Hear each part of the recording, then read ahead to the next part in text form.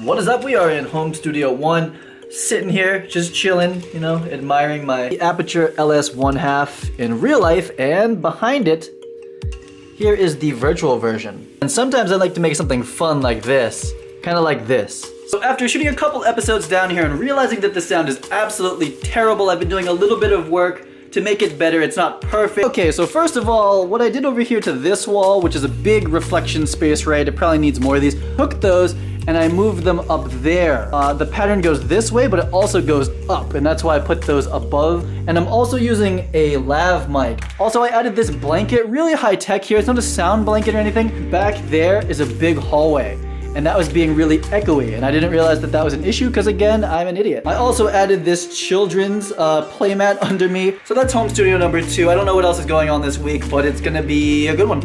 Today we shot on green screen. I set up my green screen over here. It's the first green screen video I've tried to make for the channel. Here's the camera. Again, I'm just keying myself with my Locaster here. And to light the background, honestly, what's a better technique than just pointing these lights right at it is you're gonna get a much softer source if I point it at the ceiling and let it bounce onto there. It's not perfectly even necessarily. So I got 2 boxes from Kessler today, and inside of them are some pretty cool motion control equipment. It's getting dangerous.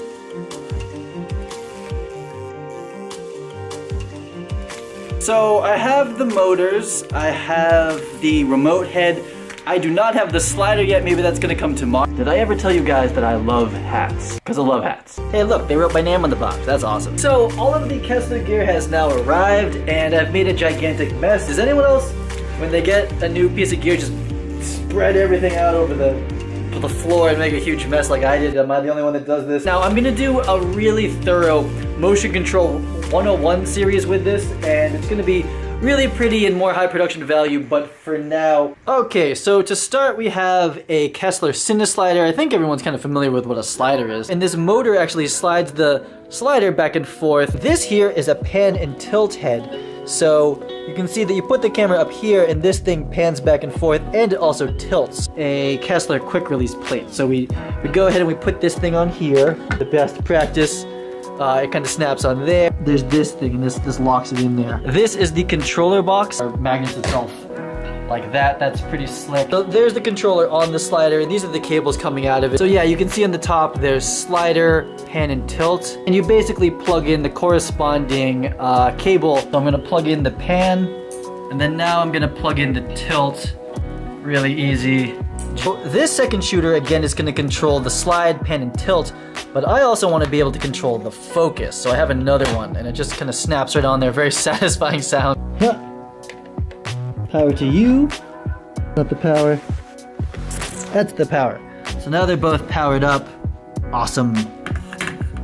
Drop this on there. Cool, so with the system set up, if I push this button, the camera slides over. Pushing this button, you can see the camera's tilting, and then this one, of course, is going to be pan. Focus motor on there. So I've got a gear ring on this lens here. Okay, so here's the scene. We have the slider, the pan and tilt, and the focus. I'm gonna trigger it from back here. Ready, and wait, I gotta hit record. Ready, I think we're set, and go. There she goes. Nice and smooth, pushing in, it's pulling focus. I'm gonna move it from to there. And now it's gonna basically do the same exact move again. And there it goes. I feel like it was roughly there. I'm just gonna kind of rough it in. A third pass. The same exact slide, pan, and tilt, and the same focus pull.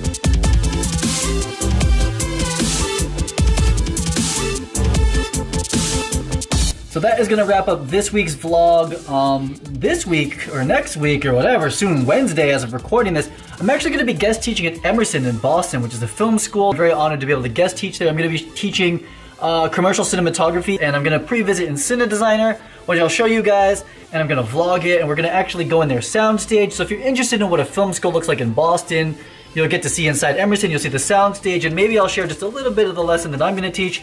The one that I'm teaching is gonna be 3.5 hours. You're probably gonna watch like, I don't know, like a 1-minute vlog version of it, but it's something, right? I'll see you guys in the next episode. Thank you so much for watching. See ya.